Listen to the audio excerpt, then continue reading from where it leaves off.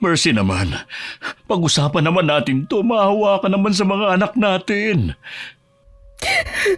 Hindi ko na kaya ang sitwasyon natin. Ilang taon pa ba akong magtitiis, ha, Gerardo? Kailan ka matututong tumayo sa sarili mong paa? Matanda ka na. Wala ka pa ring disposisyon.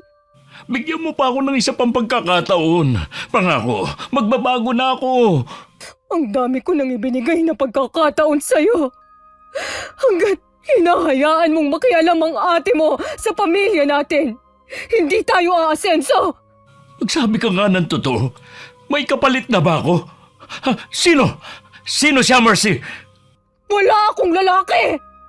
Sa tingin mo kaya, magagawa ko pa yon kung bawat 24 oras nakabantay ang ate mo? Wala nang ginawa si Ate Sylvia kundi bantayan ang bawat kilos ko sa pamamahay na ito. Nagmamalasakit lang naman si Ate Sylvia. Wala naman siyang intensyong masama. Yun ang akala mo. Palibhasa kasi, nauuto ka niya simula pa noon. Siya lang ang lagi mong pinakikinggan. May sarili nga tayong bahay.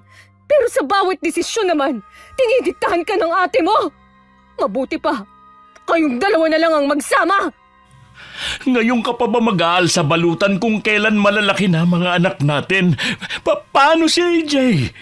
Isasama ko si AJ sa pag-alis ko. Iiwan mo si Sean at Honey, ganun ba? Kailangan ka rin nila. Ano na lang mararamdaman nila pag uwi nila mamaya at wala na kayo? Kaya na nilang pangalagaan ng mga sarili nila. Pero hindi si AJ. Kailangan pa niya ng kalinga ng isang ina. Aawa ka naman. Huwag kang umalis. Hindi mo man lang naiisip na sisirain mong pamilya natin. Bitiwan mo ako! Muna ang pas ako. Hindi mo na ako mapipigilan pa. Mercy! Huwag kang umalis! Mercy! Magandang araw, Miss Gwen. Ako po si Honey. Isa sa masusugid na taga-subaybay ng channel nyo. Dahil sa madalas na pakikinig, naisip ko na rin magpadala ng sulat tungkol sa aking karanasan. 12 anyos ako noon. At nasa unang taon sa koleyo si Kuya Sean nung iwang kami ng nanay namin. Ang bunsong kapatid ko na si AJ na 5 taon pa lang nung mga panahon na yun, ang tangi niyang isinama. Kasalukuyang kaming nasa eskwelahan ni Kuya nung umalis siya sa bahay namin. Tanda ko pa nun. Naabutan naming nakaupo sa upuan si Itay habang umiiyak. Nung lapitan namin siya, ang tanging nasambit lang niya nun.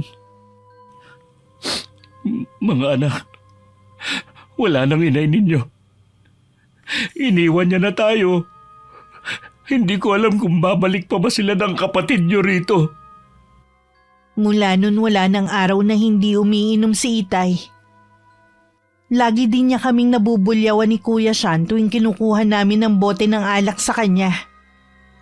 Sa kabila ng galit na ipinapakita ni Itay, hindi pa rin kami nagsasawa sa pag-aalaga sa kanya. Kahit na nangungulila rin kami kay inay at sa kapatid naming si AJ, sinasarili na lang namin yun. Minsan half day lang ang klase ko kaya nauna na ako umuwi kay Kuya Sean. Nasa may pintuan na ako nung marinig ko nag-uusap sina Itay at Tia Sylvia. Dahil lang sa babaeng yun, sinisira mo na ang buhay mo? Pwede ba, ate? Huwag mo nga akong pakialaman. Kasalanan mo rin kung bakit ako iniwan ni Mercy.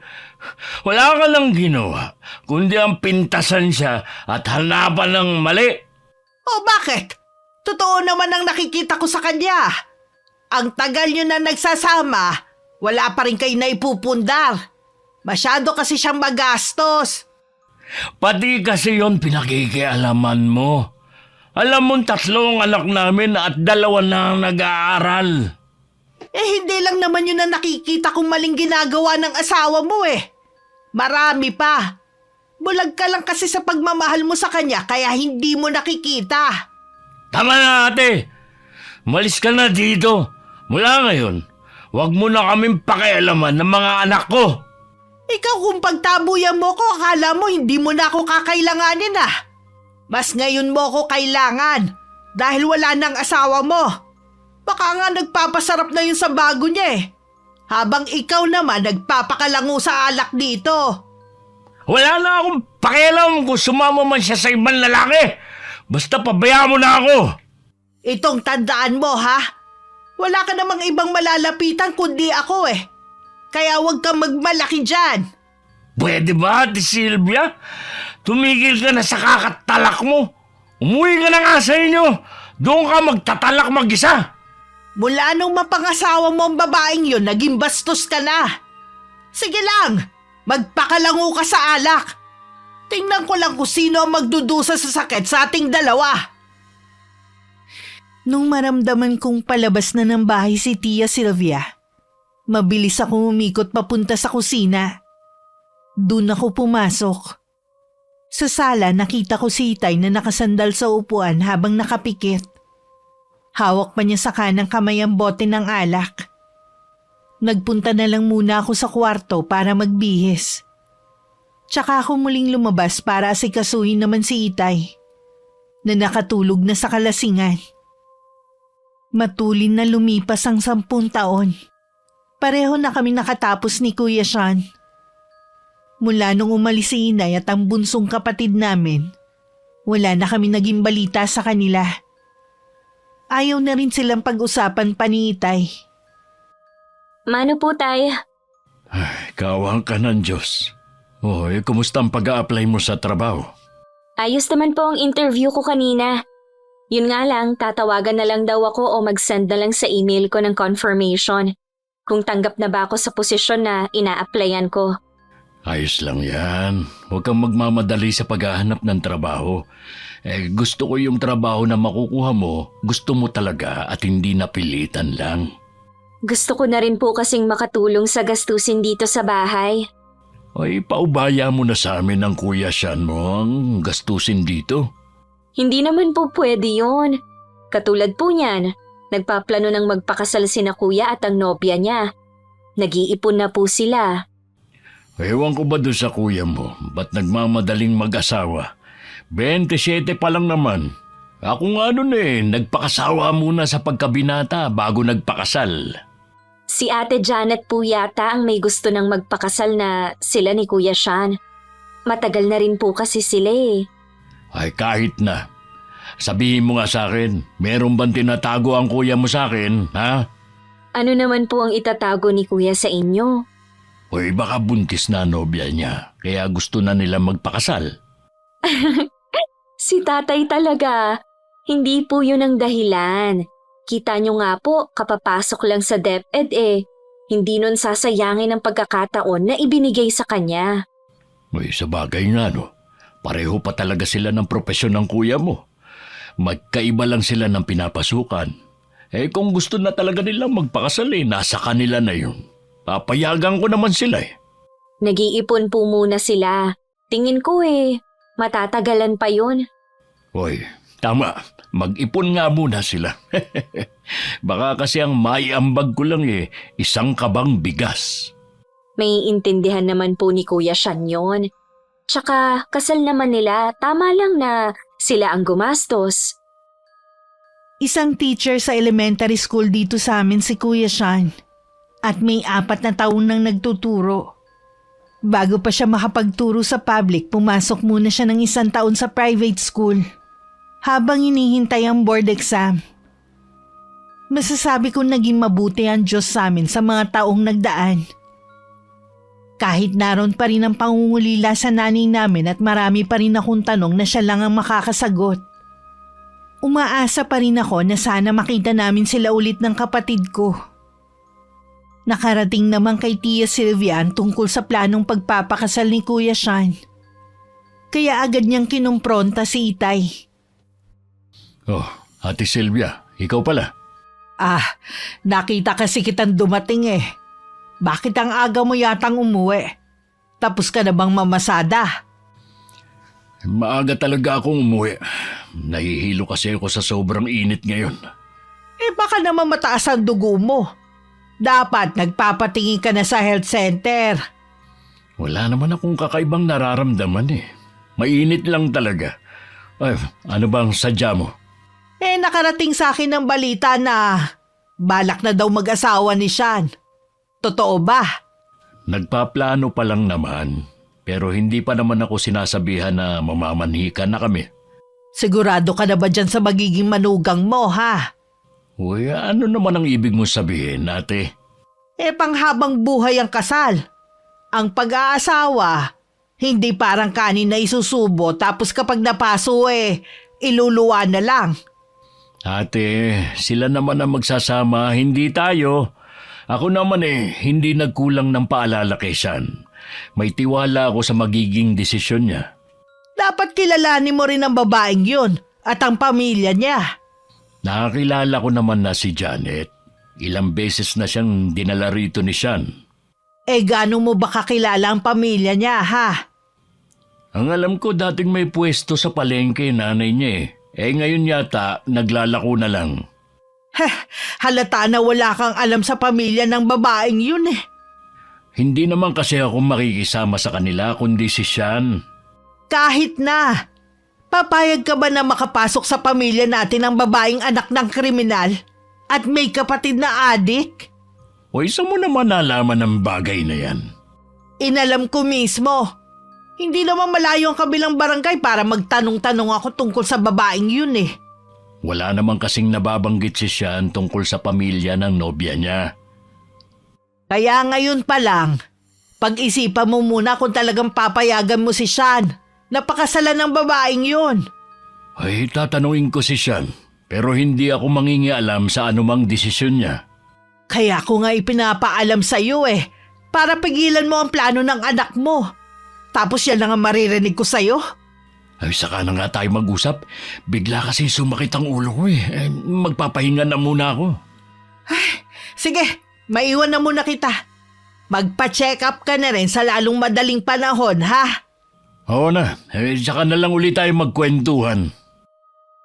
Ang totoo niya, nagdahilan lang si Itay para makaiwas sa tiyahin ko. Hindi kasi siya titigilan nun hanggat hindi nakukuha ang gusto. Nasa kwarto lang naman ako at narinig ko ang pag-uusap nila. Lumabas naman ako nung masigurong wala na si Chang. Patawa talaga si Tita Sylvia. Pati pag-aasawa po ni Kuya Sean pinakikialaman niya. Nagawa pa niyang alamin ang buhay ng pamilya ni Ate Janet. Mabuti umuwi na siya. Uy, hindi ka na nasanay sa tiyahin mo. Noon pa naman ganun na yun. Kaya ayoko na pong magpakita sa kanya Sigurado na meron din siyang masasabi sa pagiging tambay ko dito sa bahay.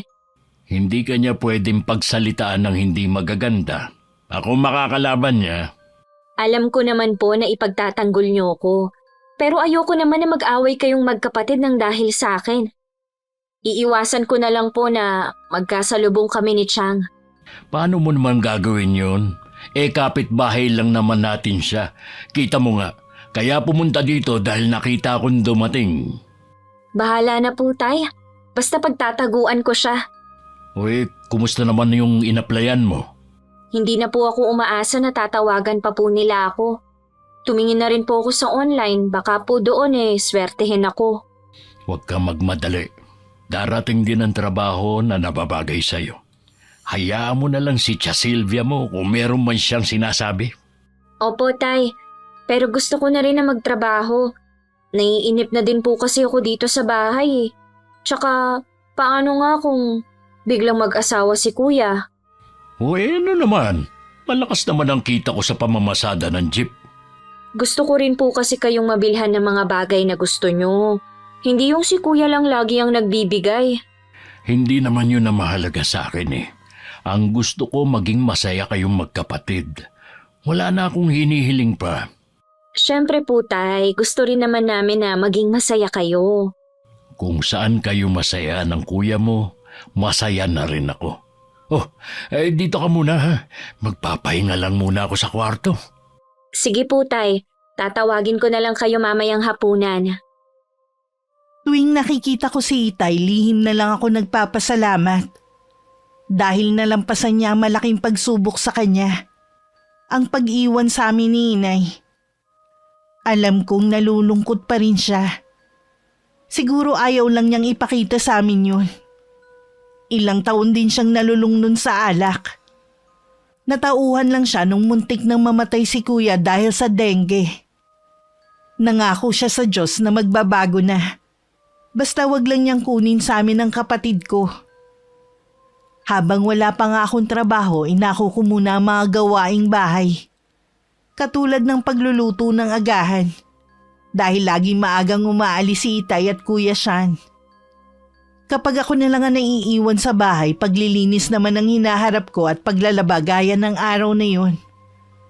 Habang nagsasampay ako, dumating si Tia Sylvia. Kontento ka na lang ba sa mga ginagawa mo, ha? Ano pong ibig niyong sabihin? Ang ibig ko sabihin wala ka na bang balak maghanap ng trabaho? Dito ka na lang ba sa bahay? Sayang naman ang tinapos mo, no? Naghahanap naman po ako eh. Wala pa lang pong tumatawag sa akin sa mga inaplayan ko. Baka naman basta ka na lang nag-a-apply. Wala ka man lang yatang seremonyas na ginawa. Nagpunta naman po ako sa simbahan noon. Para gabayan niya ako sa paghahanap ko ng trabaho. Dapat kay San Antonio de Padua ka humingi ng tulong. Siya ang patron na mga naghahanap ng trabaho. Pasensya na po, Chang. Hindi ko na po naalala na magdasal sa kanya. Pambihira ka talagang bata ka. Regular ka naman nagsisimba pero nakalimutan mo siya. Kung noon ka pa sana lumapit sa kanya, malamang sumasahod ka na ngayon. Ayos lang naman po kung hindi pa ako nakakahanap ng trabaho. Hindi naman po ako nagmamadali eh. Ano bang klaseng katwiran yan, honey? Alam mo ba yung mga kasing edad mo, may mga trabaho na ngayon. Nakakatulong na sila sa pamilya nila. Ayos lang naman po kina Itay at Kuya kung hindi po muna ako makatulong sa kanila. Hindi ko po kailangan intindihin ang sasabihin ng ibang tao. Alam mo, gaya ka rin ng nanay mo Ayaw magbanat ng buto. Gusto lang laging nasa bahay. Matagal na pong wala si Inay. Huwag na po natin siyang isali sa pinag-uusapan natin. At isa pa po, bawal kasing banggitin ang pangalan niya sa bahay na to. Hindi ko lang kasi maiwasan na maalala siya. Lalo na malaki ang pagkakahawig mo sa kanya. Hindi ko lang akalain na pati pala ugali mamanahin mo. Pasensya na po, Chang, ha? May gagawin pa po ako sa loob. Maiwan ko na po muna kayo. Huwag mo sanang mamasamain ang sinasabi ko, iha. Para din naman sa'yo ang mga pangaral ko Hindi na lang ako sumagot. Hahaba lang kasi ang pag-uusap namin. Hindi naman magpapatalo ang tiyahin ko. Pagpasok ko sa loob ng bahay, nagpahinga na lang ako. Wala na rin naman akong gagawin. Nung sumunod na mga araw, kapansin-pansin ang pagiging tahimik ni Itay. Madalas ko rin siyang mahuli na malalim ang iniisip. Tuwing tatanungin ko naman siya kung may problema, lagi niyang sagot pagod lang sa pamamasada. Baka nga pagod lang si Itay. Binigyan mo na naman kagad ng kahulugan ng kinikilos niya. Tsaka ganong edad kasi, madali nang mahapos sa maghapong pamamasada. Iba talaga ang kutob ko, Kuya eh. Alam ko meron siyang problema na hindi lang sinasabi sa atin. Hindi kaya meron na namang sinabi si Tia Sylvia sa kanya? Ang tiyahin lang naman natin ang mahilig magbigay ng alalahanin kay Itay Naisip ko rin yan. Pero ilang araw nang hindi pumupunta dito ang tiyahin natin eh. Baka naman may kinalaman sa trabaho ni Itay. Nanguhula ka na lang eh. Sa hindi ko nga alam kung anong problema ni Itay Talagang manguhula lang ako. Hindi kaya dahil sa plano mong magpakasal? Ano naman ang kinalaman nun ha? Tsaka nag-usap na kami ni Itay tungkol sa bagay na yan Tingin ko ibang problema niya. Di kaya dahil wala ka pang trabaho hanggang ngayon? Hoy, hindi ah! Ayaw pa nga ni Itay na magtrabaho ako eh. Gusto niya, dito lang ako sa bahay para merong nag-aasikaso dito. Joke lang no? Hindi ka na mabiro. Nagpapasalamat nga ako kasi merong nag-aasikaso sa amin ni Itay pag uwi namin. Biruin mo, nagkaroon kami ng instant kasambahay. Kasambahay pala ha? Sige, sa susunod hindi ko na isasama ang mga damit mo sa paglalaba ko. Hindi ko na rin paplansyahin. Grabe ka naman. Maawa ka naman sa akin. Pagod na nga ako pag uwi ko Tapos ako pa maglalaba at mamamalansya ng mga damit ko. May inuwi pa nga akong trabaho Oo na nga, ang drama mo. Yan ang pinili mong propesyon tapos ngayon magrereklamo ka. Balik tayo sa pinag-uusapan natin. Kung sakali man na mayroong problema si Itay, hindi yun makakatis na hindi magsabi sa atin. Tatatlo na nga lang tayo eh. Maglilihim pa ba siya sa atin? Sa bagay, may punto ka nga kuya. Hindi ko lang kasi maiwasan na mag-alala. Ngayon ko lang kasi siya ulit nakita na ganun eh. Huwag mo nang isipin ang bagay na yun. Hayaan na lang muna natin si Itay. Huwag mo munang kulitin. Baka mainis yun sa'yo. Baka lalong hindi sabihin sa atin. Sinunod ko nga ang sinabi ni Kuya. Makalipas nga ang ilang araw, dumating si Itay na gabing-gabi na galing sa pamamasada. Yun ang unang beses na ginabi siya ng uwi. Nung tanungin ko siya bakit nun lang dumating, hindi niya ako sinagot. Sa halip hinanap niya si Kuya Sean. Gusto raw niya kaming makausap na dalawa. Bigla namang kumabog ang dibdib ko. Pero agad kong tinawag si Kuya na abala sa paggawa ng lesson plan sa silid niya. Kahit siya nagtataka kung anong sasabihin ng aming ama. Kasalukuyang kami magkakaharap sa sala. Magkatabi kami ni Kuya Sean sa mahabang upuan at nakaharap kay Itay. Na ilang sandali ng tahimik at nakatungo. Pinapakiramdaman lang namin siya ni Kuya at sabik sa sasabihin niya. Hindi ko alam kung paano ko to sisimulang sabihin sa inyo mga anak. Tungkol po ba saan ang sasabihin niyo, Tay? Hayaan na muna natin magsalita si Itay. Makinig na lang muna tayo. Alam ko na matagal kayong nangungulila sa nanay at kapatid niyo. Bakit po pagkatapos ng 10 taon na pagbabawal niyo nabanggitin sila sa bahay na ito eh? Kayo naman po ang gustong pag-usapan sila ngayon. Nagkausap kami ng nanay ninyo at gusto niya nang bumalik sa piling natin. May sakit na po ba siya kaya gusto niya nang bumalik sa atin? Gusto lang niya na makasama tayo at mabuo ang pamilya natin. Nasanay na po ako na wala siya sa tabi natin. Marami pang pagkakataon na pwede siyang bumalik noon. Pero hindi niya ginawa. Hindi ko kayo pipilitin na tanggapin siya agad, pero sana bigyan niyo siya ng pagkakataong makabawi. Yun ang hiling niya. Bahala po kayo kung gusto niya pa rin siyang tanggapin dito. Pero huwag po kayong umasa na babalik sa dating lahat. Pasensya na po, Tay. Naalala ko may gagawin pa pala ako. Kuya, huwag ka munang umalis. Hayaan mo na lang siya, anak. Sa loob ng ilang taon, saan po naglagi si inay at ang kapatid ko? Sabi niya iniwan niya si AJ sa pinsan niya na walang anak at saka nag-abroad. Meron po ba siyang bagong pamilya? Hindi na siya nag-asawa. Maniwala ka, anak. Hindi rin ganun kadali na tanggapin siyang muli sa bahay natin. Hanggang ngayon, masakit pa rin ang ginawa niya sa atin. Pero kayo ang iniisip ko. Alam ko na kahit nasa hustong gulang na kayo, hinahanap niyo pa rin ang kalinga at pagmamahal ng nanay ninyo.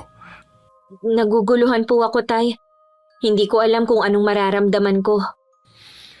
Sa inyo ng kuya mo, alam ko na ikaw ang nangungulila ng sobra sa inyong ina. Patawarin mo ako, anak, kung hindi ko nagawang gampanan ang ginagawa ng nanay mo noon. Gaya ng pagluluto ng almusal at babaunin niyo sa umaga. Puro kasi alak ang inaatupag ko noon eh. Naiintindihan ko naman po kayo noon. Wala akong tutol kung babalik na dito si inay. Sabi niyo nga po, wala naman siyang naging pamilya. Kung labag sa loob ninyo na magpakita ng kabaitan sa nanay ninyo, hindi ko kayo pipilitin. Sinabi ko naman yun sa kanya na baka magbago ang pakikitungo ninyo sa kanya. Kailan po babalik dito si nanay at AJ? Baka ang inay nyo lang muna ang babalik dito sa bahay. Nag-aaral kasi ang kapatid nyo. At sabi pa ng nanay nyo, magulang na ang turing ni AJ sa mag-asawang nag-alaga sa kanya. Sabihan niyo na lang po kami ni Kuya kung kailan uuwi dito sa bahay si inay para mapaghandaan namin. Ilang araw nang tahimik si Kuya Sean. Alam kong hindi niya gusto na bumalik sa bahay namin si inay. Kapansin-pansin din ang pag-iwas niya kay Itay tuwing lalapitan siya para kausapin. Dumating na nga ang araw na bumalik na si Inay. Nung makita ko siya, nangingilid pa ang luha niya sa mga mata. Malaki na rin na nadagdag sa edad niya. May mga puti na rin siyang buhok. Magkaganon man, maganda pa rin si Inay. Isa-isa niya kami niyakap ni Kuya habang umaagos ang luha. Kung alam niyo lang kung gaano ko kayo gustong makita. Ay, salamat. Dininig na rin ng Diyos ang dasal ko. Nakita niyo na po ako. May gagawin pa kasi ako eh. Sandali lang, Sean. Nabanggit ng tatay mo na teacher ka ng araw. Noon pa man iyan na talaga ang gusto mo. Naalala ko pa, lagi mong tinuturuan ng mga batang kapitbahay natin noon. Pasensya na po kayo. May importante lang akong tatapusin. Maiwan ko na po kayo. Sige. Mamaya na lang tayo mag-usap. O sa ibang araw kaya? Pagpasensyahan niyo na lang po si Kuya. Naiintindihan ko naman ang kuya mo. Alam ko, galit siya sa akin. Nay, bakit ngayon lang kayo? Patawarin mo ko, anak, kung ngayon lang ako umuwi. Sana hayaan niyo akong makabawi sa inyo. Totoo po ba na nag-abroad kayo? Oo, anak. 8 taon din ako sa Hong Kong. Bago ako nag-abroad noon, ilang beses akong nagpadala ng sulat. Ipinaaabot ko kay Loida na kapitbahay natin noon. Pero wala kayong sagot. Sabi niya, pinapasabi niyo sa akin na kalimutan ko na lang kayo. Wala pa po kaming sulat na natatanggap. Hindi rin po namin siya nakakausap noon. Ano? Kung ganun, nagsinungaling siya sa akin. Kailangan ko siyang makausap para linawin ang lahat. Ayokong isipin niyo na nagsisinungaling ako. Hindi niyo na po siya makakausap, Nay. 3 taon na pong patay si Aling Loida dahil sa sakit na cancer.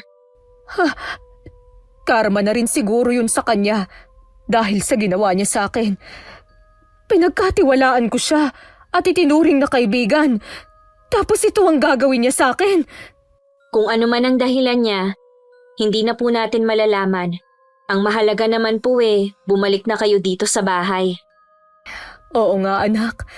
Sa wakas, buo na ulit ang pamilya natin.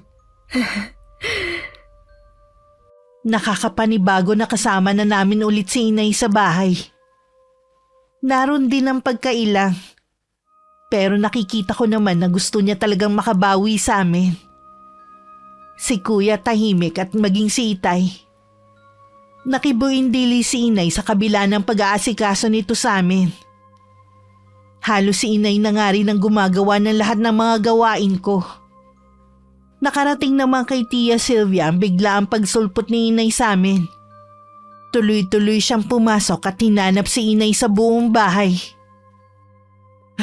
Nasaan ang babaeng yon? Sino? Si Mercy ba? Sino pa ba sa akala mo, ha? Nasa palengke siya ngayon. Matino pa ba ang pag-iisip mo, ha, Gerardo? Bakit tinanggap mo ulit ang babaeng yun dito sa bahay ninyo? Nakalimutan mo na ba ang ginawa niyang pag-iwan sa inyo noon? Matagal na namang nangyari yun eh. Gusto niya ulit mabuo ang pamilya namin. Kung kailang malalaki na ang mga anak niyo at wala na siyang obligasyon sa mga to, tsaka siya babalik. Baka naman may sakit siya kaya bumalik sa inyo. At gusto lang magpaalaga. Wala siyang sakit. Gusto lang niya kami makasama ng mga anak namin. Hindi ako naniniwala sa katwiran ng babaeng yon. Pwede ba ate, kung mahal mo ko bilang kapatid mo, huwag mo na kaming pakialaman na mag-asawa. Hayaan mo na kaming mamuhay ng tahimik. Baka nakakalimutan mo. Ako naging karamay mo nung panahon na iniwan ka ni Mercy. Kulang na nga lang magpatiwakal ka dahil sa sama ng loob na ibinigay niya sa'yo. Nung tuliro ka dahil sa pagkakasakit ni Sean, ako ang kumikilos para sa'yo. Tapos ngayon Basta mo na lang ako i-tsepwera dahil lang bumalik ang asawa mo. Baka nakakalimutan mo rin.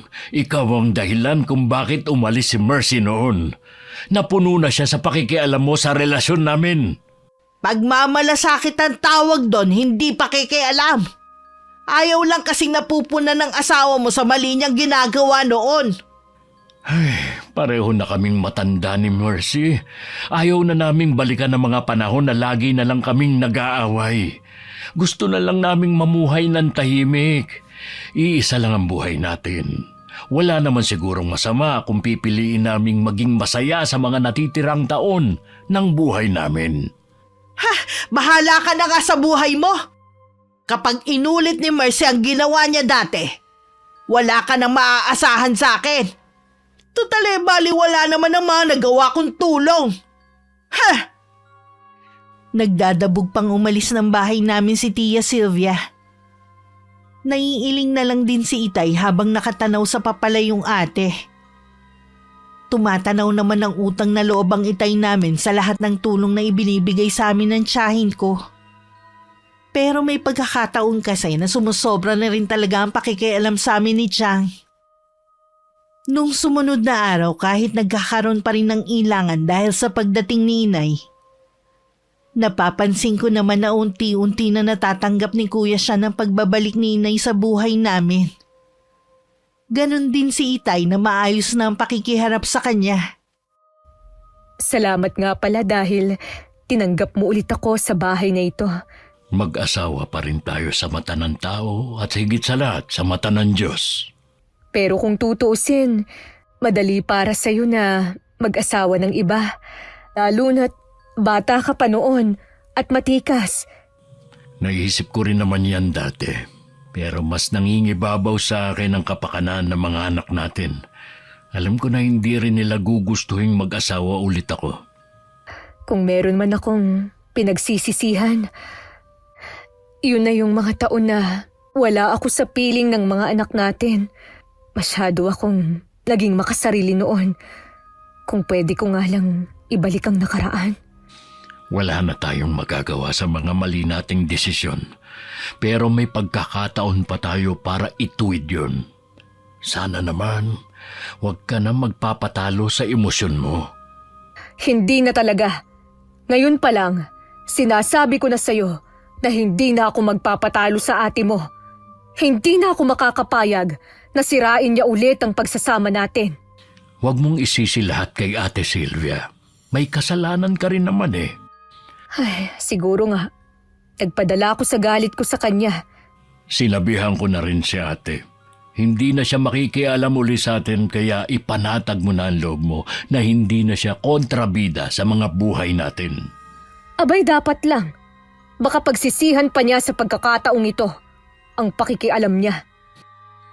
Ipinagkibit-balikat na lang ni Itay ang huling sinabi ni Inay. Kilala naman kasi niya ito na hindi magagawang manakit.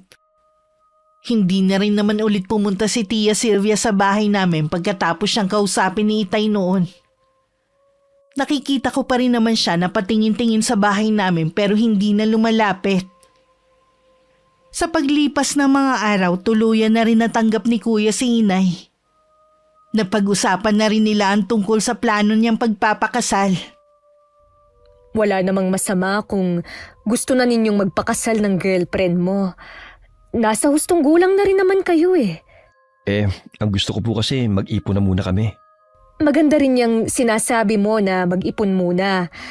Pero kung kailangan nyo ng pera, ibibigay ko na lang sa inyo ang naipon ko nung nasa Hong Kong pa ako. Itabi nyo na lang po yan para sa pagtanda nyo. Itinabi ko talaga ito para sa inyong mga anak ko. Kaya kung kailangan nyo ng pera, huwag kayong mahihiyang magsabi, ha? Opo. Siya nga po pala, Nay. Hindi ba dadalo sa atin si AJ? Sa bakasyon daw uuwi siya rito para makasama kayong mga kapatid niya. Mabuti naman po.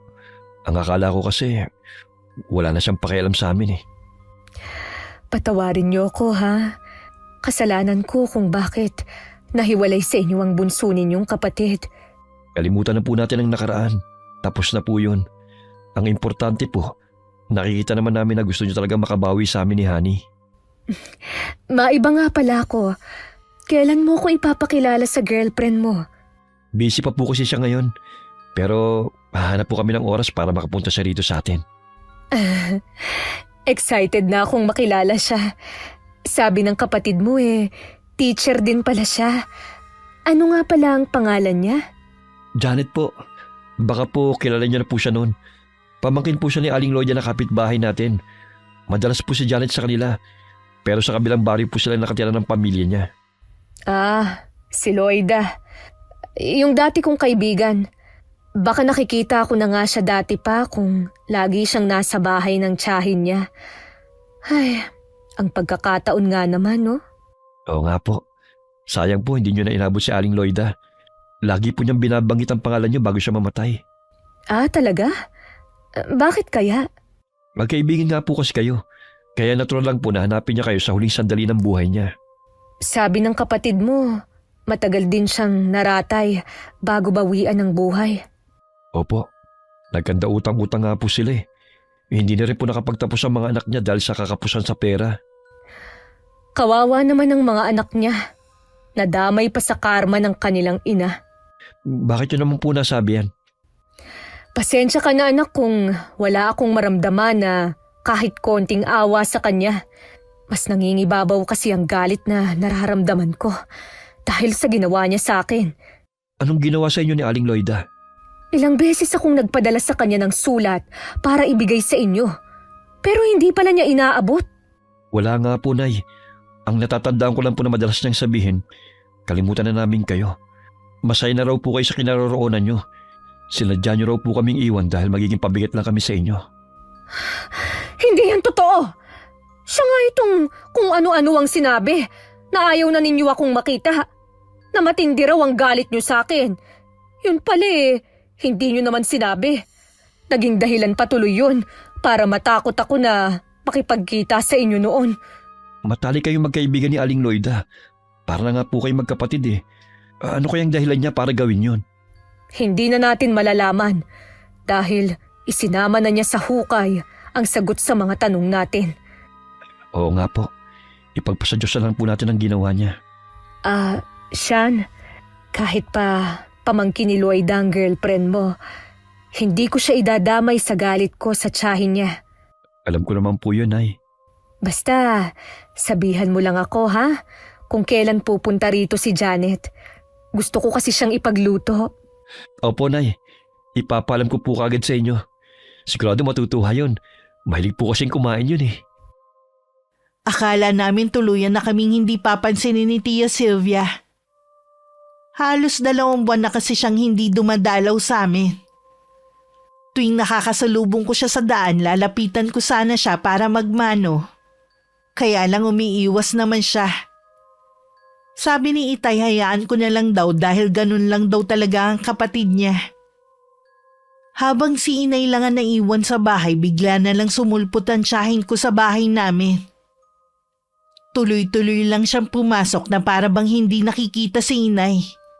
Nakasalukuyang nagpapalit ng kurtina. Wala si Gerardo, ate. Maaga siyang umalis kanina. Inarikila kasi ang jeep niya Meron kasing maglilipat. Alam ko. Nakita ko nga siyang umalis kanina Si Honey. Kaalis lang niya. May a-applyan siyang trabaho. Ilang buwan na nakagraduate hindi pa rin nakakahanap ng trabaho.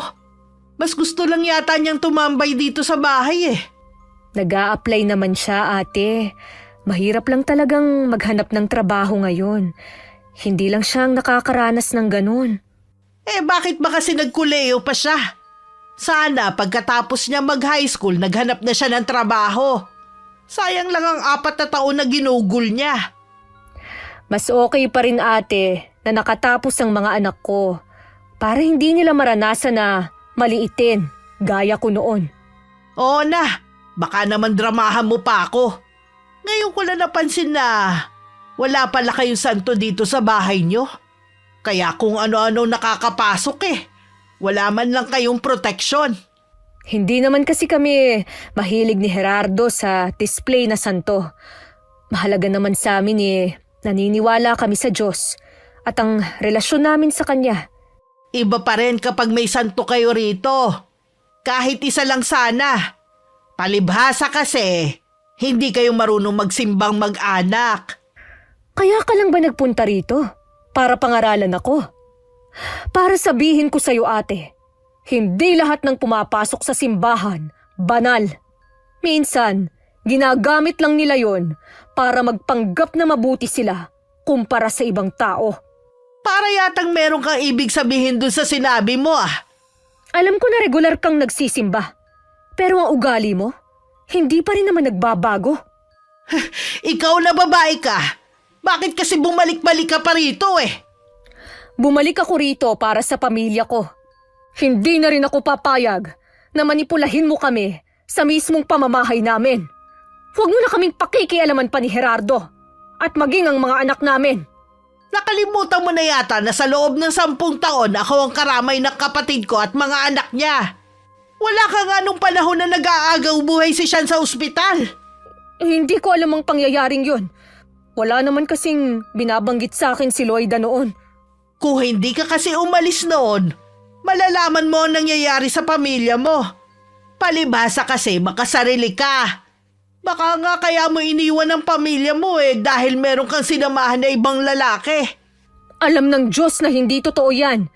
Nagkalinawan na kami ni Gerardo. Sana naman, huwag mo na siyang sulsulan sa mga sinasabi mong paninira sa akin. Malalaman din ng kapatid ko na nagkamali siya sa pagtanggap muli sa'yo sa bahay na to. Kapatid ka ng asawa ko. Hanggat maaari. Sana ayokong mag-aaway tayo. Kung puro lang naman hindi magaganda ang sasabihin mo, mabuti pang huwag ka nang pumunta rito. Pinagbabawalan mo ba ako, ha? Baka nakakalimutan mo. Ang lupang kinatitirikan ng bahay na to pag-aari ng pamilya namin. Kaya wala kang karapatan na pagbawalan ako. Alam ko naman yun. Ang sakin lang kasi, para lang maiwasan ng lagi nating pagtatalo. Sana kasi hindi ka nalang bumalik sa buhay ng kapatid ko. Magdadala ka lang naman ng kamalasan sa kanila. Hindi na lang kumibo si inay. Pero napansin ng tiyahin ko ang pagkuyom ng kanyang kamao. Hanggang makaalis si Tia Sylvia na natiling walang imik si inay. Ilang sandali sinara at nilak na lang niya ang pinto. Para kung sakaling bumalik ang hipag niya, hindi na to makakapasok. Bandang tanghali naman nung umuwi ako. Napansin naman ni inay ang malungkot kong mukha. Kaya alam niya na hindi ako natanggap sa inaplayan ko. Pasasaan din makakahanap ka rin ng trabaho na para sa'yo. Ang dami ko na po kasing na-applyan eh. Ano kaya ang problema sa akin? O baka sadyang malas ako? Huwag mong sabihin yan, anak. Walang taong malas. Ay, meron po at ako yun. May naisip ako. Bakit hindi ka nalang magnegosyo habang naghahanap ka ng trabaho? Wala naman po akong pampuhunan. Nahihiya naman akong humingi kay Itay. Ako ang magbibigay sa'yo ng pampuhunan mo. Talaga po, Nay? Oo, anak. Kaya huwag ka nang mag-alala. Ayoko na nakikita kang malungkot. Salamat po, Nay. Ano kaya ang pwede kong inegosyo? Dapat yung gusto mong gawin para na-enjoy mo rin. Naisip ko na magtinda malapit sa eskwelahan. Konti pa lang po kasi yung mga nagtitinda doon. Pwede rin yun. Tutulungan kita sa pamimili ng mga kailangan mo. Hihingi po muna ako ng permit para maging legal ang pagtitinda ko. Mahirap na po. Baka may makasilip pa sa akin. Mahigit 1 linggo lang nakakuha ko ng maliit na pwesto sa labas ng eskwelahan na malapit sa amin. Kung saan din nagtuturo si Kuya Sean. Mabenta naman ang mga paninda ko dahil walang kapareho. Ayoko rin kasi makatapak ng kapwa ko tindera. Kaya iniba ko ang mga paninda ko. Madali lang naman ang pagtitinda ko at maaga pa akong nakakauwi. Katulad na lang ng araw na yon na half day lang ang mga bata.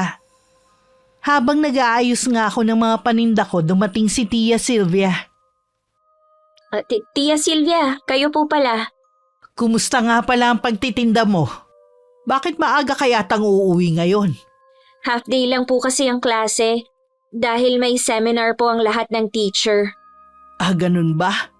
Saan ka nga pala kumuha ng pampuhunan mo? Binigyan po ako ni nanay. Mabuti may pera siya. Inipon niya po ang sahod niya nung nag-abroad siya. Mabuti naman kahit papano may silbi siya sa inyo.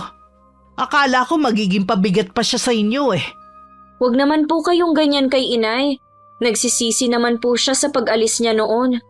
May dahilan naman para magalit ako sa nanay niyo. Alam naman po namin na isa kayo sa dahilan ni inay noon para umalis. Napuno na po siya sa ginagawa niyo. Sinabi lang niya yon para may dahilan siya para iwan kayo. Nakikiusap po ako sa inyo. Huwag niyo na po kaming guluhin. Malaki po ang utang na loob namin sa inyo. Huwag po kayong mag-alala. Hindi po namin kayo tatalikuran kahit anong mangyari. Maaasahan niyo pa rin kami ni Kuya oras na mangangailangan kayo ng tulong. Aasahan ko yan sinabi mo, honey. Kayo lang naman ang pamilya ko Ilang linggo na ako nagtitinda pero hindi ko pa rin nababawi ang puhunan ko. Nakakaramdam na rin ako ng pagkainip lalo na kapag oras ng klase. Mga estudyante lang naman kasi ang inaasahan kong bibili sa akin.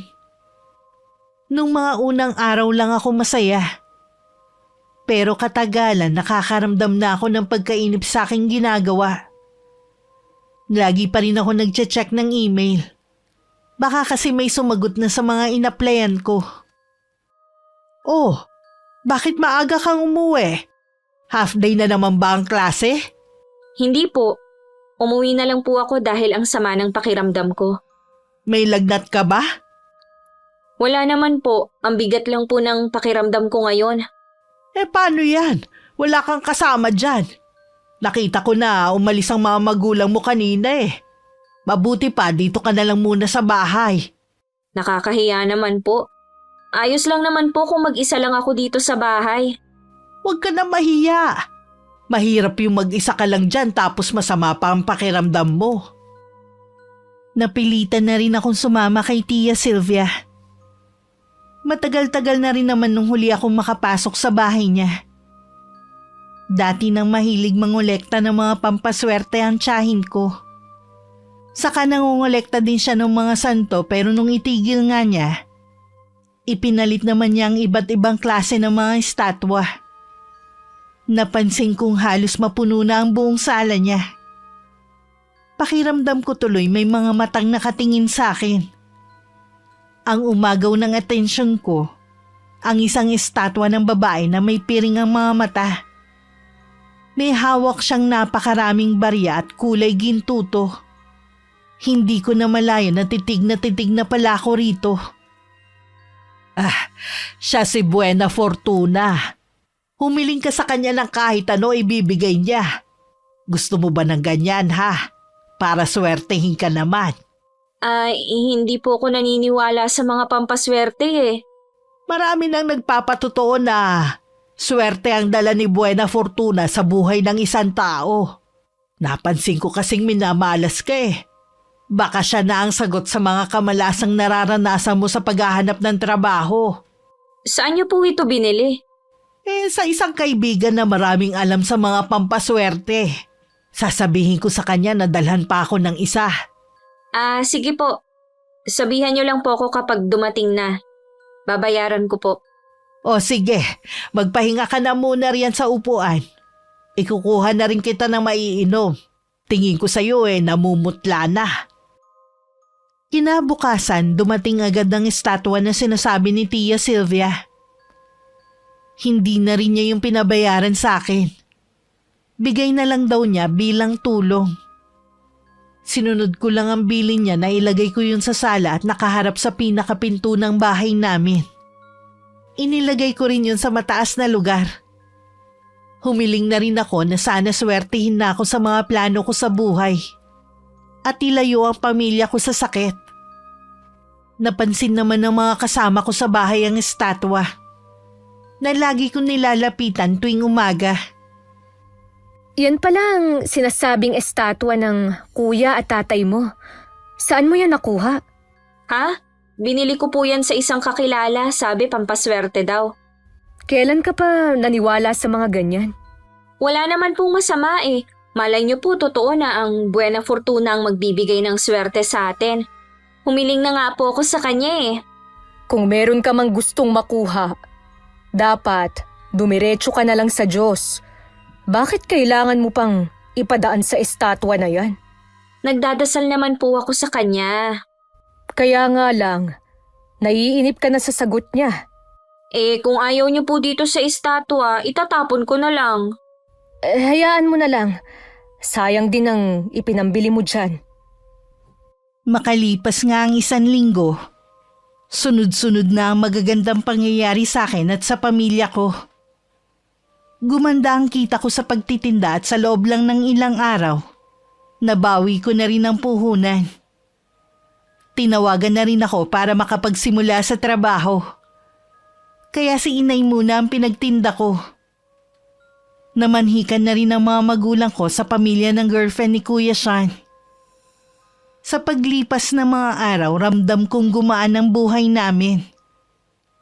Lingid sa akin, nakakaramdam na pala ng kakaiba ang mga kasama ko sa bahay. Wala namang tao dito sa sala. Ano kaya ang mga iabag na naririnig ko kanina?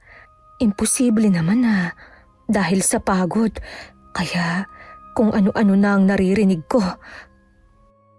Kung nung mga nakaraan, puro swerte ang dumating sa pamilya ko. Nung mga sumunod na araw naman ay sunod-sunod na hindi magagandang pangyayari ang dumating. Naghiwalay na si Kuya Sean at ang girlfriend niya. Nahuli daw kasi ni Kuya ang nobya na may ibang lalaki. Si Itay naman muntik na malagay ang buhay sa peligro. Dahil hinold up ang jeep na minamaneho niya. Mabuti na lang daw nakatakas siya at nakahingi ng tulong sa mga sundalo sa checkpoint. Natagpuan naman ng jeep na tinangay ng 3 suspect. Pero hindi na yun mapakinabangan dahil chinap-chap na yun. Nawalan din ako ng trabaho makalipas lang ang 2 buwan. Maging ang negosyo ni inay bigla na lang nalugi at nagkautang pa siya. Desidido na talaga si Sean na hindi makipagbalikan kay Janet. Paano kaya yun? Sabi ni Janet, buntis daw siya. Kaya lang, itinatanggi naman ni Sean na sa kanya ang bata. Hindi mo masisisi ang anak natin. Nahuli niyang may ibang lalaki ang girlfriend niya eh. Siyempre magdududa yun. Nakikiusap nga si Janet sa akin na kausapin ang anak natin. Pwede raw kasi siyang matanggal sa pinapasukan niya kung malalaman na buntis siya at walang asawa. Kung kailan meron na daw siyang item, ayaw na niyang mawala yun. Hindi kasi tayo pwedeng makialam sa desisyon ni Sean. Hayaan na lang natin silang lumutas ng problema nila. May problema din naman tayong kinakaharap ngayon eh. Bakit ba sunod-sunod na problema ang dumating sa atin? Sumabay pa sa kakaibang nararamdaman ko sa bahay na ito. Anong ibig mong sabihin? Tuwing mag-isa kasi ako rito sa bahay, may naririnig akong mga yabag dito sa sala. Kapag titingnan ko, wala namang tao. Hindi ko lang sinasabi sa inyo. Baka kasi mapagkamalan mo ko na nababaliw na. Naririnig mo rin pala yun? Ikaw rin ba? Sa madaling araw naman bago ako bumangon. Akala ko nga mga anak natin eh. Pero nang tanungin ko naman sila, hindi naman daw sila bumabangon ng ganong oras. Hindi lang yun. Sabi ng mga kapitbahay natin, may nakikita daw silang babaeng nakadungaw sa may bintana. Meron na kayang nagmumulto sa bahay natin? Wala namang namatay sa bahay na ito. At tayo ang kauna-unahang tumira dito. Kaya imposibleng may multo. Tsaka ngayon lang naman nangyari to eh. May nagpaparamdam din kaya sa mga anak natin? Baka wala. Kasi magsasabi ang mga yun sa atin. Magpatawag na kaya tayo ng pari? Kung gagawin natin yan, pag-uusapan tayo ng mga tao. Alam mo naman ang mga taga rito. Hindi naman lingid sa'yo kung ano-ano ang pinagkakalat ni ate tungkol sa pagbabalik mo. Ayoko na batuhin ka nila ng hindi magagandang salita. Baka ikaw pang sisihin nila kaya nagkaroon ng kababalaghan sa bahay na ito. Bakit ba hindi na lang maging masaya ang ate mo para sa atin? Gusto yata niya na maging tulad mo siya, na mag-isa lang namumuhay. Kasalanan naman niya kung bakit tumandang dalaga siya eh. Umaasa ako na matatauhan din si ate sa mga ginagawa niya. Hindi pa lang niya kasi naiisip na kapag nagkasakit siya, sa atin pa rin naman siya lalapit. Magpapausok na lang ako ng insenso sa buong bahay. Baka makatulong yun. Mabuti pa nga. Tuwing hapon nagpapausok si inay sa loob at labas ng bahay namin. Ako naman lagi lang nagkukulong sa kwarto. Nag-iisip kung bakit imbis na swertihin, mas dobling kamalasan pa yata ang nararanasan ng pamilya ko. Hindi ko rin makausap si kuya dahil meron siyang pinagdadaanan. Biglang sumagi sa akin ang estatwa ni Buena Fortuna. Talaga bang swerte ang dala mo? Bakit sa umpisa lang tapos nagsunod-sunod na ang hindi magagandang pangyayari sa pamilya ko? Nasa kusina nun si inay nang magpaalam ako na pupunta lang sa bahay ni Tia Sylvia. Hindi naman siya nagtanong pero nagtataka ang tingin niya sa akin. Pagdating sa bahay ng tiyahin ko, paalis naman ang isang babae na sa tingin ko kaedad lang ni inay. Bahagya pa siyang ngumiti sa akin bago naglakad palayo. Sino po siya? Si Yoli yun. Sa kanya ko binili ang Buena Fortuna natin. Bakit ka nga pala nandito? Wala ka bang pasok sa trabaho? Hindi niyo po ba nabalitaan? Natanggal po ako sa trabaho dahil napagbintangan po ako na nagbenta ng impormasyon sa kalabang kumpanya. Ako lang po kasi yung bago sa kumpanya eh. Mabuti nga po hindi ako kinasuhan. Di naghahanap ka na ulit ng bagong trabaho. Gusto ko na lang po muna na magpahinga. Para po kasing na-trauma ako sa nangyari. Kumusta na pala ang kuya mo at ang nobya niya? Tuluyan na po silang nagkasirang dalawa. Lalo po naghihinala si kuya na hindi sa kanya ang ipinagbubuntis nito. Noon pa naman kasi hindi ko na gusto ang babaeng yun. Kapatid mo lang kasi ang patay na patay sa babaeng yun eh. Minamalas nga po kami ngayon. Kaya nga po pala ako nandito dahil sa estatwa ng Buena Fortuna na ibinigay nyo. Hindi po kaya siyang dahilan kung bakit ganito ang nangyayari sa pamilya ko? Ano ka ba, honey? Huwag mo nga isisi sa statwa ang kamalasang nangyayari sa inyo. Baka iba ang nagdala ng malas sa inyo. Simula lang naman po na ibinigay nyo ang estatwa na yun, tsaka nagkasunod-sunod ang masasamang pangyayari sa amin. Salamat na nga lang at walang masamang nangyari kay Itay. Sinunod mo ba lahat ng sinabi ko sa'yo? Oo naman po. Bukod tanging ikaw lang ang nagsabi ng malas ka eh. Lahat naman ang bumili kay Yoli gumanda ang buhay nila at sinuwerte. Ibabalik ko na lang po sa inyo ang estatwa na yun. Hindi mo pwedeng ibalik yun sa akin. Gusto mo bang lalong malasin ha? Ikaw na ang nagmamay-ari ng estatwa na yun. Hindi mo na mababago pa. Minamalas na nga po kami dahil dun eh. Gusto ko na po yun mawala. Baka naman hindi ang estatwa ang dahilan ng kamalasan nyo. Baka naman ang nanay nyo. Kasi kayo tinanggap nyo pa ulit. Ayan tuloy ang nangyari sa inyo.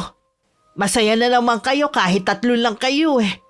Imposible po na si nanay ang dahilan. Kahit nga po siya minalas eh. Ang mabuti pa umuwi ka na sa inyo. Huwag mo na akong abalahin pa. Hindi ko masasagot yung mga tanong mo. Pakisabi na lang po kay Aling Yoli na gusto ko nang isoli ang estatwa. O kaya sabihin niyo na lang kung saan siya nakatira. Ako na mismo ang magbabalik sa kanya. Ako na nagsasabi sa'yo. Hindi rin niya tatanggapin kung isusoli mo sa kanya. Wala akong nagawa kundi umuwi na lang dahil ayaw na rin akong kausapin ni Tia Sylvia. Lingid sa akin, sinundan pala ako ni inay. At narinig niya naging pag-uusap namin ni Chang. Pagdating sa bahay, wala sa kinalalagyan nito ang estatwa. Agad ko yung hinanap. pero hindi ko makita kung nasan. Ito ba ang hinahanap mo? Nay, bakit niyo po hawak si Buena Fortuna? Bakit hindi mo sinabi na galing ito sa Tia Silvia mo? Baka po kasi ipasoli ninyo kapag nalaman niyo na galing sa kanya. Yung kamalasan na nangyayari sa atin dahil sa estatwa na ito. Kaya kailangang mawala ito. Baka po lalo tayong malasin kung itatapon natin yan. Ako na ang bahala sa estatwa na ito. Ako na mismo ang pupunta sa bahay ng Yoli na yon. Sasamahan ko na po kayo. Sinabi naman po ni Tia Silvia kung saan nakatira si Aling Yoli. Ako na lang. Sabihin mo na lang kung saan nakatira ang babaeng yon. Pinuntahan nga ni inay sa maliit na sityo si Aling Yoli. Labis ang gulat ng babae na mapagbuksan niya ng pinto ang aking ina. Bakas din dito ang takot kaya agad nahulaan ni inay na meron siyang tinatago. Dahil sa banta ni inay, agad na umamin ng babae na may kasamang dasalang estatwa na ibinigay sa akin. Dahil sa utos ng tiyahin ko. Sa galit ni inay, sinugod niya ang bahay ni Tia Silvia. Ano ba problema mo? Bakit basta-basta ka lang sumusugod dito? Alam ko na ang ginawa mo. Umamin na sa akin si Yoli. Nagtiwala pa naman sa iyo ang anak ko. Tapos, ganun ang gagawin mo? Hindi ko alam ang sinasabi mo. Huwag ka namang magsinungaling. Bistado na kita. Pwede ba, Mercy? Huwag kang manggulo sa pamamahay ko. Gusto mo, ikaw lang ang manggugulo sa buhay ng pamilya ko. Ganun ba, ha?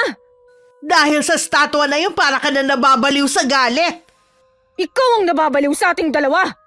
Sa sobrang pakikialam mo sa buhay namin, gusto mong malasin kami. Ganyan ba ang nasa tamang pag-iisip, ha? Umalis ka na. Bago pa kita ipadampot sa pulis dahil sa paggugulo mo. E di gawin mo. Hindi naman ako natatakot sa'yo. Sana, noon pa kita nilabanan. Sobra na yung kasamaan ng ugali mo. Pagsisisihan mo ang ginawa mong ito. Pabalik na si inay nung makasalubong niya si Itay. Nagtaka naman ito sa itsura ni inay na namumula sa galit at galing pa sa bahay ni Tia Silvia. Agad naman nagsumbong si inay sa ginawa ng kapatid ni Itay sa amin. Masinsinan din niyang kinausap ang kapatid niya. Hindi ako makapaniwala na mas gusto mong mapahamak kaming lahat. Kung ano man ang sinumbong ng asawa mo, huwag kang maniwala. Umamin na nga yung kaibigan mong si Yoli. Bakit nagkakaila ka pa? Sinabi ko nang wala talaga akong alam eh. Hindi ko alam kung bakit sinabi yun ni Yoli sa asawa mo. Kung totoong nagdadala ng kamalasan ng estatwa, edi sana ako ang unang minalas. Dahil ang ibinigay mo kay Honey, may dasal para malasin ang magmamayari nun. Kung namatay ba ako sa pang-hold up sa akin, magiging masaya ka, ha? Hindi ko ginusto ang nangyaring yun sa'yo. Dahil nga sa estatwa na yon, kaya muntik na akong mamatay. Puro kamalasan na lang ang nangyayari sa amin dahil sa'yo. Patawarin ako ng Diyos, pero gusto ko nang putulin ang koneksyon ko sa'yo. Anong ibig mo sabihin?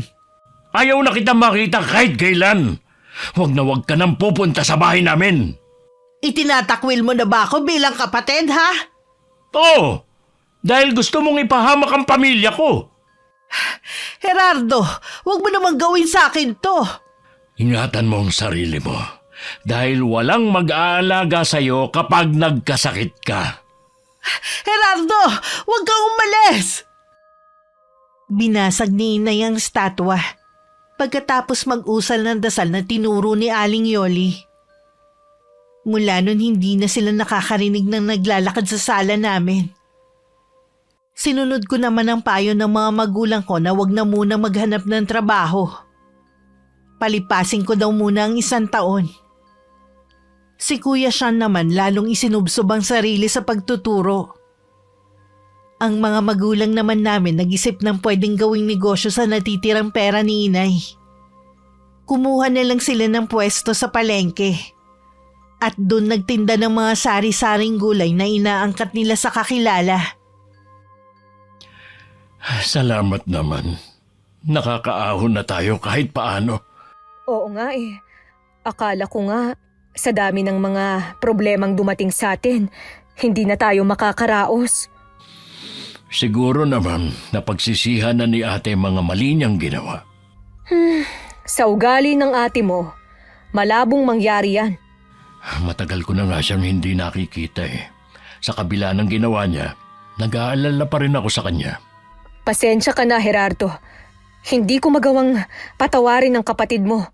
Hindi ko alam kung mapapatawad ko pa ba siya. Naiintindihan kita. Hindi naman kita pipilitin eh. Sana lang, huwag mo kong pigilan kung sakali natulungan ko siya. Ikaw ang bahala. Lingid sa aming lahat nakausap ni Inay ang asawa ng kaibigan niyang si Aling Loida. Kagagawan din pala ng tiyahin ko kung bakit hindi nakakarating sa amin ang sulat na pinapaabot ni Inay. Inutusan din daw nito ang kaibigan na gumawa ng kasinungalingan para tuluyan na kaming kalimutan ni Inay noon. Sa nalaman tumindi lalo ang galit ni Inay kay Chang. Wala kaming alam nung nasa Hong Kong si Inay may nakilala siyang matandang kasambahay. Bago yun umuwi, tinuruan muna siya ng kulam. Hindi man siya ganun kahusay, pero alam niyang mapaminsala rin ang orasyon na kaya niyang gawin. Ilang gabi din niyang pinagpuyatan ng orasyon na magbibigay ng matinding karamdaman sa tiyahin ko. Ayos lang po ba kayo, Nay? Namumutla kasi kayo eh. Ilang gabi na kasi akong laging puyat eh. Bakit naman po kayo nagpupuyat? Alam ba ni Itay? Hindi niya alam, kaya huwag mo nang banggitin sa kanya. Ano bang pinagpupuyatan ninyo? Meron kasi akong binabasa na libro. Ang ganda kasi ng kwento. Baka naman po magkasakit kayo niyan. Huwag kang mag-alala. Tapos naman na kaya maaga na akong matutulog. Siya nga pala, mukhang okay na ang kuya mo ngayon ah. Oo nga po. Nakakatawa na po siya ngayon eh. Mabuti naman kung ganon. Sadyang hindi lang talaga silang nakalaan para sa isa't isa ni Janet. Wala na nga rin po akong balita sa kanya. Tumigil na rin siguro siya sa paghahabol sa kuya mo. Malamang po. Ano nga pala ang tinitingnan mo kanina sa laptop? Tungkol po sa Buena Fortuna. Marami din po palang minalas, no? Pagkatapos silang bumili ng estatwa. Yung iba naman po, sinasabi na sinuwerte sila sa buhay. Pero mas lamang po ang nagsasabi na minalas sila. Hindi naman kasi tama. Naiasa sa mga pampaswerte ang pag-asenso ng isang tao. Kailangan sipagan at samahan na rin ang dasal sa nag-iisang lumikha. Oo nga po. Dahil po sa akin minalas tayo. Ako ang nagdala ng estatwa na yon dito eh. Honey anak, alisin mo na sa isip mo na kasalanan mo ang lahat. Bata ka pa at madaling maniwala sa mga bagay-bagay. Nagtiwala ka rin kasi sa Tia Silvia mo. Kamusta na po kaya si Tia Silvia? Ang tagal na rin niyang hindi pumupunta dito. Matagal na namin siyang pinagbawalan na pumunta rito. Baka mamaya kasi hindi na naman niya mapigilan ng mangialam sa buhay natin. Ayos lang po ba na dalawin ko siya sa kanila? Ikaw ang bahala. Hindi ko naman kayo pipigilan eh. Nung minsan maiwan ako sa bahay, naisip kong dalawin ang tiyahin ko sa kanila. May tampo pa rin ako sa kanya. Pero mas nangingibabaw sa akin ang pag-aalala rito.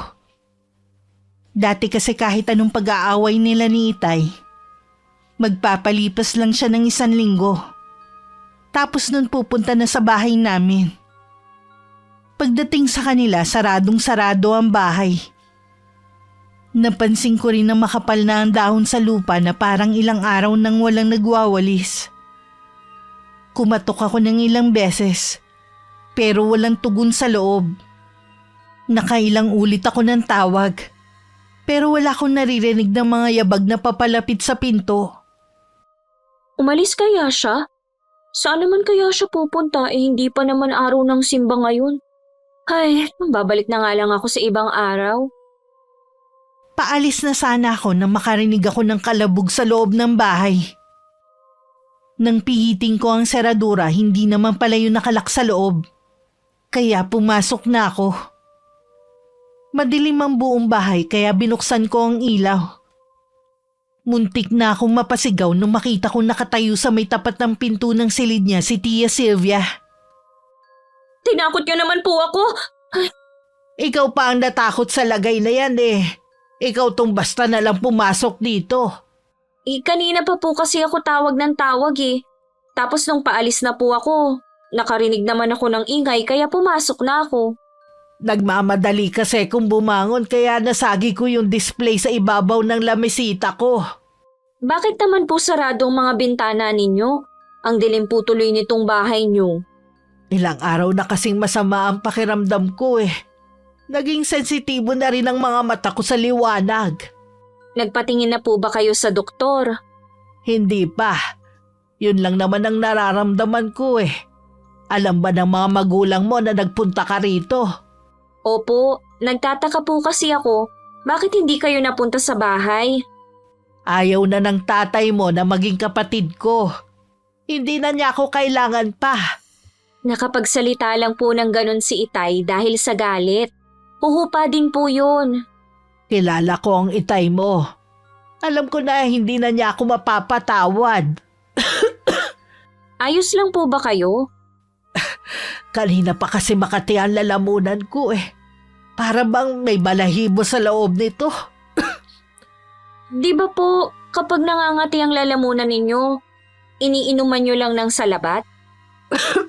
Oo, kaya lang eh hindi pa rin nawawala. Kahapon pa ako umiinom eh. Sasamahan ko po muna kayo hanggang mamaya. Ano bang motibo mo at gusto mo kong samahan? Grabe naman po kayo sa motibo. Nag-aalala lang po ako sa inyo kaya gusto ko kayong samahan. Hindi na ulit umimik si Tia Sylvia. Nakatuon na lang ang paningin niya sa nakasaradong pinto. Alam kong ginawa na lang niya yung bodega. Noon ko lang din napansin nang matitigan ko siya na malaki na ang ibinagsak ng katawan niya. At nadagdagan din ng mga puti niyang buhok. Malaki rin ang itinanda niya. Nang igala ko ang paningin ko sa kabuuan ng bahay parang may kulang sa paligid. Para pong may nagbago sa bahay ninyo. Oo nga! Nasaan na po ang mga display nyo na pampaswerte? Yung mga statwa? Inilagay ko lahat sa bodega kasama ng mga santo. Bakit naman po? Hindi ko alam kung maniniwala ka sa akin pero pakiramdam ko meron silang buhay eh. Dapat po siguro eh. Sinira nyo na lang sila tsaka itinapon. Tsaka ko naiisipin kung anong gagawin ko sa kanila. Ganon po kasi ang... Ano yun? May bumagsak po sa bodega ninyo. Hayaan mo lang. Ang mabuti pa umuwi ka na sa inyo. Hindi ko po kayo maaaring iwan. Baka kung anong mangyari sa inyo. Tsaka kailangan ko pong tignan kung ano yung ingay na yun. Huwag matigas ang ulo kung ayaw mo mapahamak. Sige na, umalis ka na. Pero Chang... Nakikita mo ba ang hawak kong baston, ha? Ihahampas ko to sa'yo kung hindi ka pa uuwi. Kilala mo ko, honey. Kapag sinabi ko, ginagawa ko. Sumunod na lang ako kay Tia Sylvia kahit labag sa loob ko na iwan siya mag-isa. Bago ko tuluyang lumabas, nilingon ko muna siya. Pagdating sa amin, wala pa ang mga magulang ko. Ilang oras din akong hindi mapakali dahil sa pag-aalala. Nung dumating sila, agad kong sinabi kay Itay ang nangyayari sa kapatid niya. Makikita naman agad ang pag-aalala sa mukha niya. Uy, bakit mo siya iniwan? Ganun na palang sitwasyon niya. Ayoko nga po sana. Kaya lang eh, binantaan ako na hahampasin ng baston kapag hindi ako umuwi. Ibang klase rin ang kapatid mo. Siya na nga itong pinagmamalasakitan. Siya pa talagang may ganang manakit. Nananakot lang yun pero hindi niya yun gagawin sa pamangkin niya. Yun lang ang paraan niya para itaboy si Honey. Puntahan po natin siya, Tay. Anong pupuntahan? Pinagtabuyan ka na nga eh. Tapos pupuntahan niyo pa. Tumigil kayo. Dito lang kayong mag-ama. Akala ko ba ayos lang sa'yo na puntahan ko si ate kapag kailangan niya ng tulong? Nagbago na ang isip ko. Baka mamaya madamay pa kayo sa nangyayari sa buhay niya. Kapatid ko pa rin siya. Kailangan niya ng tulong. Baka nakakalimutan mo na ang ginawa niya sa pamilya natin. Hindi ko nakakalimutan. Pero itabi na muna natin ang galit natin sa kanya. Wala ka rin palang isang salita. Sabi mo noon, puputulin mo na ang koneksyon mo sa kanya. Dala lang yun ang galit ko. Nakikiusap ako sa'yo. Huwag mo na kaming pigilan na damayan ang kapatid ko ngayon. Inay, huwag po kayong umalis! Ay, hayaan mo na lang siya. Nagtatampo lang yan. Mawawala rin.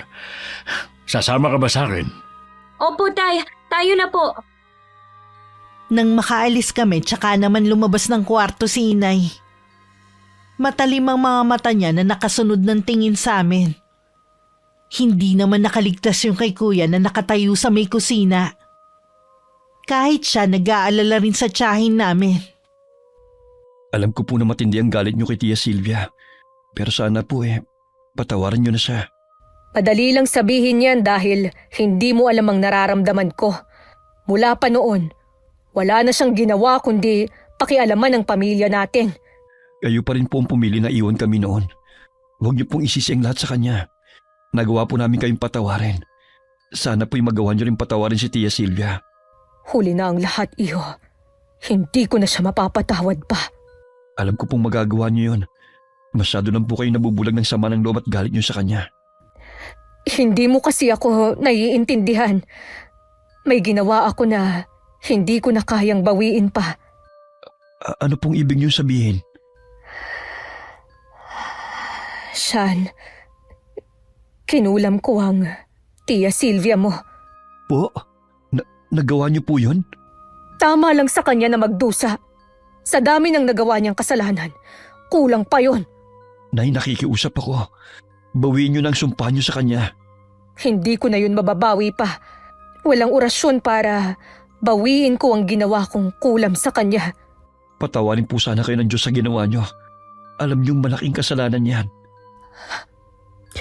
Alam ko, anak. Alam ko. Nang dumating kami sa bahay ni Tia Sylvia, nadatnan namin siya sa sahig na walang malay.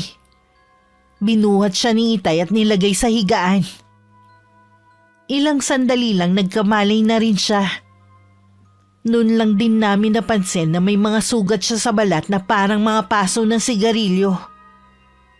Hawak din niya ang lalamunan niya at bigla na lang siyang sumuka ng dugo. Dadalin ka namin sa ospital. Honey, ihanda mo mga dadaling damit ng tiyahin mo. Sige po, Tay. Huwag niyo ko ilalabas sa bahay ko. Nakikiusap ako sa inyo. Malala na ang sakit mo eh. Kailangan kang matignan ng doktor. Wala akong sakit. Ano bang wala? Tingnan mo nga sumuka ka na ng dugo. Maniwala kayo, wala akong sakit. Papuntahin niyo na lang si Dante dito sa bahay. Ha? Bakit albularyo? Malalaman niyo rin kung bakit. Sige na, ipatawag niyo na siya bago mahuli ang lahat. Ako na lang pong tatawag sa kanya. Alam ko naman po ang bahay niya eh. Sige, mag-iingat ka anak at bilisan mo lang. Akala ko pinuputol mo na ang ugnayan natin. Bakit ka nandito? Nasabi ko lang yon dahil sa galit. Pero alam mo naman na hindi kita matitiis. Gerardo, patawarin mo sana ako kung nasira ko ang pamilya mo noon. Tatanggapin ko kung hindi na ninyo ako mapapatawad pa ni Mercy. Huwag mo munang isipin ang bagay na yan. Ang importante, gumaling ka. Tatanggapin ko naman kung sakali na hindi na ako magagamot ni Dante. Kung mabibigyan man ako ng pagkakataon na mabuhay pa ng matagal, pinapangako ko na itutuwid ko na lahat ng mga mali kong nagawa. Gagaling ka, ate. Magtiwala ka lang.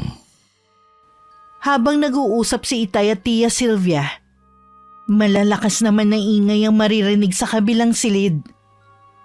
Sinabi ng tiyahin ko na naroon ng mga estatwa na binili niya na pampaswerte. Sa galit ni Itay, lahat ng yun inilabas niya ng bahay at binasag. Gumaan naman kahit papano ang pakiramdam ng tiyahin ko. Inabot din na mahigit 1 oras bago ko naisama si Mang Dante. Meron pa kasi siyang ginamot dahil din sa kulam. Alam niyo po ba na merong ginamot kanina si Mang Dante? Kinulam po yung babae na galing pa sa malayong lugar. Hindi po kaya nakulam din ang Tia Silvia? Yan din ang naiisip ko, kaya albularyo ang pinatawag niya.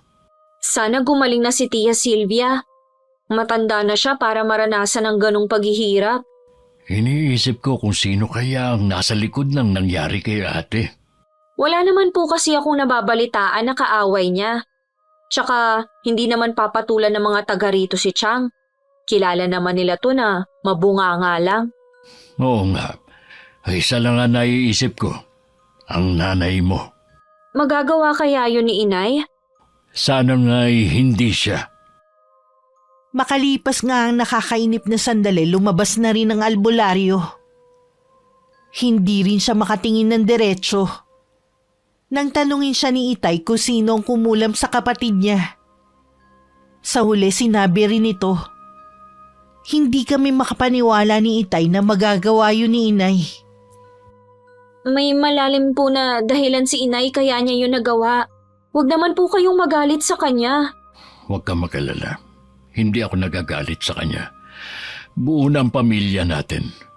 Gusto ko na talikuran niya ang gawain yun. Kakausapin ko po siya. Alam ko na mas nananaig pa rin sa kanya ang kabutihan. Dito muna ako para alagaan ang Tia Silvia mo. Mahina pa siya. Kailangan niya ng kasama. Ako na po ang bahalang magpaliwanag kay Inay kung bakit hindi pa kayo makakauwi sa bahay. Salamat, anak. Nang sulyapan ni Itay ang kapatid, nakadilat na ang mga mata niya. Bakas pa rin dito ang matinding hirap na pinagdaanan. Hindi mo talaga ako iniwan. Hanggat kailangan mo ko, nandito lang ako sa tabi mo. Baka hinahanap ka na ng asawa mo. Umuwi na si Honey. Siya na ang bahalang magpaliwanag sa nanay niya. Huwag ka nang magalit kay Mercy. Kasalanan ko naman kung bakit niya ako kinulam eh. Dapat lang sa akin to. Abay, parang ibang tao na ang kausap ko ngayon ah. Ganon siguro kapag nalalagay na sa bingit ng kamatayan ng isang tao. Marami ako napagtanto ng mga mali kong ginagawa. Tama naman lahat ng paratang ng asawa mo sa akin eh. Nagbago ka na nga talaga. Himala nga siguro ito. Umasa ka na. Hindi ko na kayo pakikialaman ng pamilya mo. Nandito na lang ako para sumuporta sa inyo.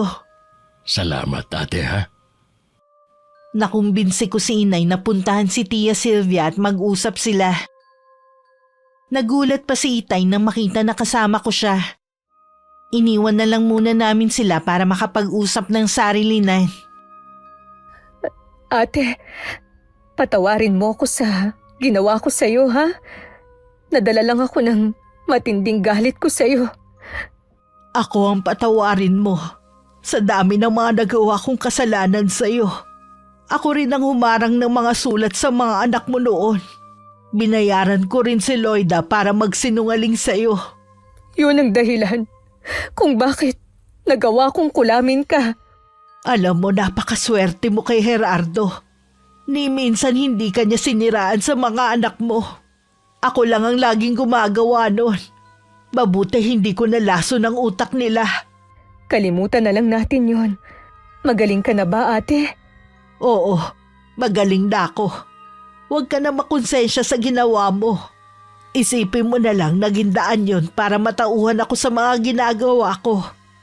Hindi ko na ulit gagawin yun. Pangako. Pwede ba ulit tayo magsimula bilang magkaibigan? At kalimutan na ang nakaraan? Oo naman, ate. Matagal ko nang gustong makasundo ka. Wala akong kapatid kaya sabik din akong magkaroon ng matatawag na ate. Sa labas ng pinto nakasandal si Itay. Nagpahid pa siya ng luha sa mga mata. Sa wakas nagkabati na rin si Inay at Tia Sylvia pagkatapos ng ilang taon nilang alitan. Salamat naman, matatahimik na rin ang pamilya natin. Oo nga po, mabuti na lang. Nagkausap na rin sila at nagkabati. Nagsisisi rin naman si inay sa kanyang nagawa. Mabait naman ang inay niyo. Minsan lang talaga, iba nagagawa ng galit sa tao. Tama ka, Tay. Kaya nga mas pinili ko na lang na isubsob ang sarili ko sa trabaho kaysa makagawa ko ng hindi maganda kay Janet. Kuya, mabuti sumunod ka dito. Para kasing kinalimutan niyo na ako eh. Kaya ako na lang kusang pumunta rito. Talaga bang hindi na kayo magkakaayos pa ni Janet? Malabo na. Lalo na umamin na rin siya sa akin. Wala siyang magagawa kundi makisama sa ama ng anak niya. Huwag kang mag-alala kuya. Darating din ang para sa'yo. Oo naman. Sa ngayon focus muna ako sa pagtuturo. Bata ka pa naman, enjoyin mo rin muna ang buhay binata. Kapag may pamilya ka na kasi, sila na ang prioridad mo. Marami ka na rin kailangang isang tabi, pati sarili mong pangarap at kaligayahan. Opo, Tay. Tatandaan ko po yan. Ay, mabuti pa siguro umuwi na lang tayo. Hayaan na lang natin ang nanay nyo na mag-asikaso sa tia Sylvia nyo. Mabuti pa nga po. Naririnig ko po na nagtatawanan na sila sa loob ng silid. Mula nang magkasundo si Inay at Tia Sylvia, higit pa sa pagkakaibigan na nabuo sa kanilang dalawa. Para silang magkapatid na hindi mapaghiwalay. Minsan nga kapag nag-aaway ang mga magulang ko, mas kinakampihan ni Chang si Inay. At minsan napagtutulungan pa si Itay. Hindi ko maiwasang mapangiti habang inaalala ko ang mga sandaling yon, Miss Gwen. Sa ngayon po kasi malayo ako sa aking pamilya. Nagtatrabaho ako ngayon dito sa Maynila. Minsan sa isang buwan lang ako nakakauwi sa probinsya namin. Kahit malayo ako, panatag ako. Dahil alam kong nagtutulungan si Inay at Tia Sylvia. Maraming salamat po, Miss Gwen. Wakas. Okay, shoutout po tayo. Shoutout kay Rosalina Bugayong from Singapore with love. Hello kay Rubelin Eneria. Hello kay Elizabeth Dunca from Pampanga. Hi kay Phoebe Ranyada. Hello kay Miss Ami Yong from Malaysia. Hi kay Isis Venus Gitgano from Kapatagan, Lanao del Norte. Hello kay Mami Risa from Malaysia. Hi kay Maria Reg Picache. Hi kay Charmaine Garcia from Davao City. Hi kay Shelo Zamora Osma from Bicol. Hi kay Leonie Pablo from Doha, Qatar. Hi kay Valerie Joy Nadal from Kuwait. Hello kay Angelina Ignacio from California. Hi kay Elsa Magkalayo. Shoutout sa Buate Samson family from Tayabas, Quezon. Hello kay Aiko Villesa from Bahrain. Hi kay Charmaine Anke. Hello kay Giselle Capiding from Antique. Hi kay Richard Rivera. Hello kay Leonora _825. Hi kay Elaine Feeney from Kentucky, USA. Hello kay Helen Millares. Hi kay Monette Rivera. Hello kay Mina 000 from Las Piñas. Hello kay Angeline Mina. Hello kay Meli Sigwa. Hi kay Christine Hablado from Hiroshima, Japan, mula kay Brian Hablado. Shoutout kay na Ate Angie, Jason, B-Boy, Evard at Ann ng Palaman Department. Hello kay na Maria Ferry and Glenn Mark na laging nakasubaybay. Salamat po.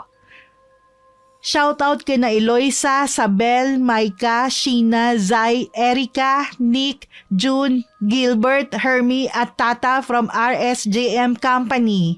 Hello po sa inyo. Hi kay Jane Pacheco from Baras, Rizal. Shoutout sa Dasa and Gecoso family from Libon, Albay, Bicol. Hi kay Mama Mia 5556. Hello kay Lani Navarro at sa lahat ng mga kasamahan mo na nakikinig from Pakil, Laguna. Hi kay Alicia Fakesh. Hello kay Kimpoy Feliciano. Hi kay Arvid Shane Hoiberg.